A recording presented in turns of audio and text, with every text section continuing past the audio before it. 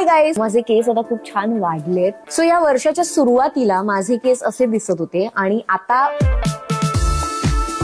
Step 1 मी ट्रायाची hair taste घेतली.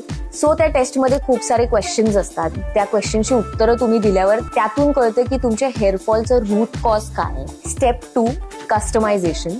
So एकदा का त्यांना तुमच्या हेअरफॉलचा रूट कॉज कळला की मग ते तुम्हाला कस्टमाइज किट पाठवतात, ज्यात असतं hair serum, hair oil, supplements according to your body and hair type.